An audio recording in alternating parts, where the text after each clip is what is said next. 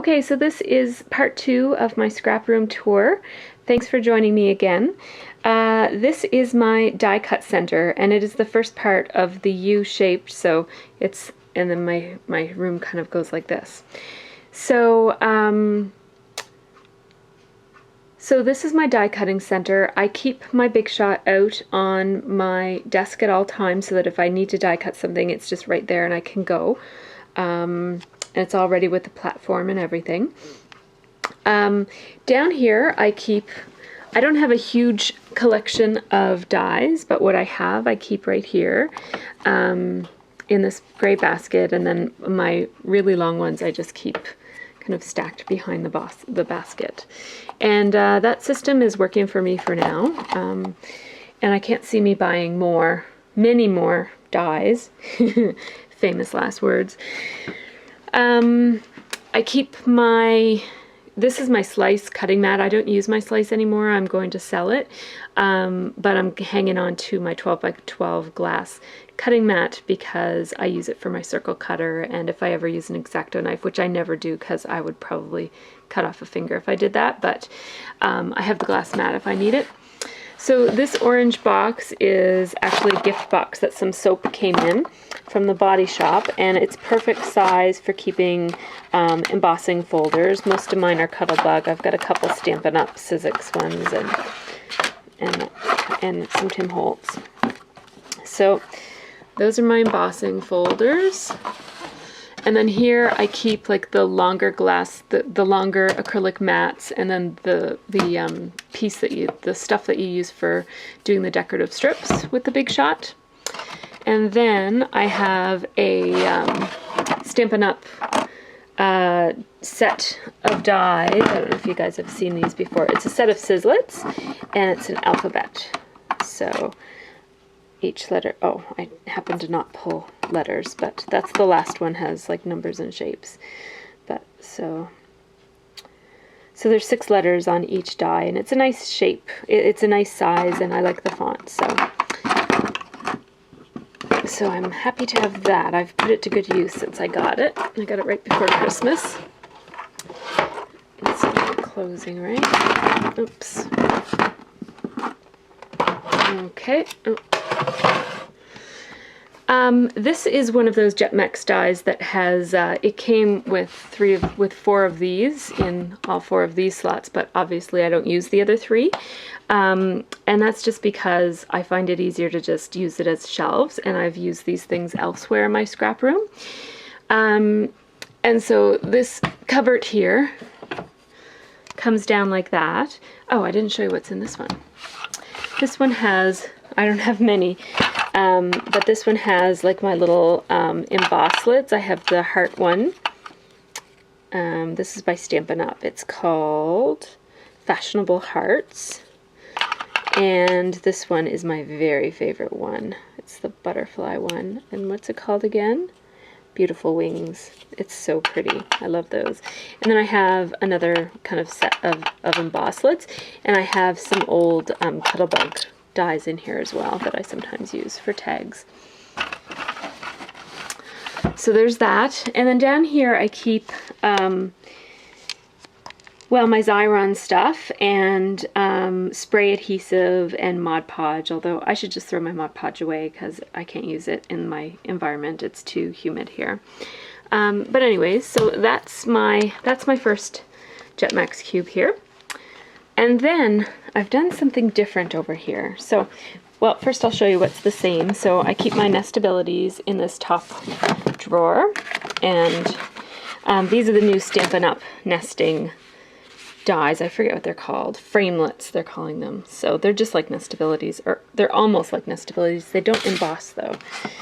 And then I've got some edges too for that. But I keep my nestabilities on these pieces of cardboard that have, I just buy the adhesive magnetic strip. I buy them, the Elmer's brand from Walmart, when they're on sale. These were on sale for 99 cents for 2 sheets. And I've got a whole bunch of packages of them.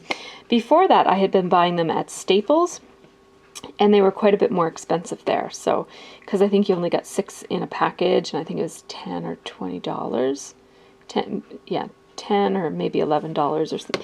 Anyways, so I keep all of my little dies. I don't have many non-nestabilities. Like anything that I have that isn't nestabilities is, I think it's all MFT. So anyways, I just keep them on this. And I don't have a huge enough collection that this is bothersome. What I do if I go to a crop, which I don't go to very often, is I'll just put these are 8.5 by 11, and I'll just stick them in page protectors and stick them right in my bag. And that way, because these are pretty solid for just using at home, but if I put it in my bag, I'd be afraid that I'd knock them off and get there and they'd be all messed up and missing and lost and stuff. So, yeah, this is just an extra sheet of magnet that I haven't adhered to the cardboard yet. And then there's some more dies that I have. So, anyhow, that's how I store my nestabilities. I find that if I don't have too much of any one thing, it's a lot easier to store, and it's easier, like I'd rather have things spread out. Like I like having this drawer almost empty and just being able to flip through these.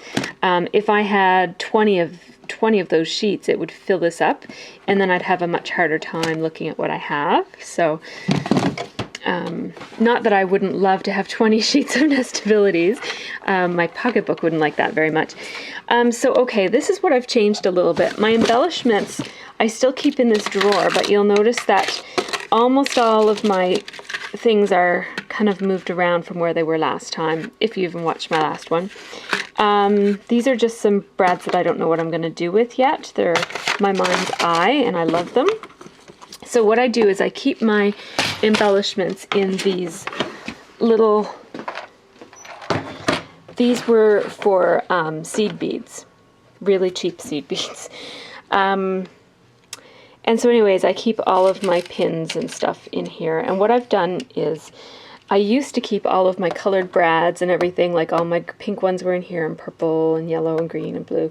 I took them all out because I just found that I didn't really need 400 pink brads all at my fingertips all the time. Like I find if I need pink brads, I'll just get pink brads. Whereas when I had all of these spaces being taken up by boring, repetitive things, what I found was that then these more interesting things were having to be all crammed into one little space, and I couldn't see what anything was. Especially these glazed brads. When these glazed brads are put in in like a little compartment, they all go upside down, and all you can see is the sticky-oty part. Love my vocabulary tonight. So what I did was I cut up some of those foam pieces that you get with the glazed brads, and I put all of my glazed brads and just stuck them into the foam. So they're all just stuck in there. And then the foam is stuck into the little compartment. These aren't brads, these are just other little nicky-nacky things. And then that didn't make any sense to do that with these because there would only be room for one each. So I just flattened out the brad part on these so that I could kind of put them right side up so I can see what I have, right? And so this is how I'm going to store my glazed brads. When I open a package and I have some left over, I'm going to put them in here. So that's my plan, because I have all these really cute glazed brads and I haven't even been using them because I never even know what I have. So I took out all my boring embellishments and put them in another type of storage container. I'll show you that in a second. And then I just have my interesting things in here and in here. So these are just kind of stuff that I love is in here. And then stuff that's too big or bulky, or I don't know how I decide what goes back here. Just kind of stuff that doesn't fit anywhere else goes back there. And then I'll show you what I do with the other embellishments. So my other embellishments are kept in this is actually a cutlery tray that I got from Winners, and it's really nice and sturdy. It's like fabric lined. It's really nice. And so what I did was I put a lot of my things in Ziploc bags because I find I can see everything in there better. And so I've got those Prima centers for flowers. These are a bunch of different Stampin' Up! Brads from a couple of different packages. These are several packages of the Star Stampin' Up! Brads that I got on clearance. And then these are things that I didn't take out of their original packaging because I have a project in mind for them. So most stuff I took out of their packages so that I could see what I have more easily. A few things I've left in the package, like these, I can see fine. And then what I did was I took, these are Stampin' Up! Containers from their buttons and brads and that sort of thing, and I took out what was in them and put them elsewhere, and then I used the containers to store all of the stuff that used to be in that other container. So now I have all of my kind of repetitive things in here. So like these are all mini brads, mini and micro brads. So I can just look and see what's in here right through the container. And so, you know, here are all my blue brads and stuff. So I can easily see what they are. And I just didn't see the need in having these in that other container taking up space and then cramming other things together. And then that's just something else. And then I have 2 packages of these Making Memories embellishment collection things from when I used to make a lot of flowers. So I didn't make flowers for scrapbooking. I made them for fashion, like for accessories like brooches and stuff. This is just random stuff I haven't put away yet. And more stuff. And then these are a whole bunch of those Prima pebbles. Those are from the Glitzy Blooms I used to make, which are flowers for brooches and headbands and stuff. So those are all of my embellishments, like that have dimension, like metals and plastics and stuff. So anything that isn't flat or chipboard is in either that drawer or that drawer, except for buttons, which I'll show you later.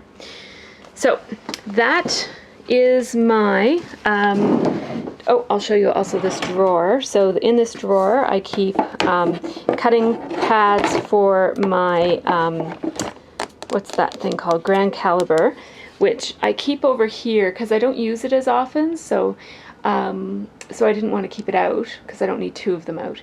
But it's still accessible, like there's nothing in front of it. It's easy to grab when I need it. And so I just keep the cutting pads there, and I keep just a variety of, like, this is kind of my junk drawer. So there you go. By the way, in those boxes there are Stampin' Up! I keep the craft paper that comes with all your Stampin' Up! Orders.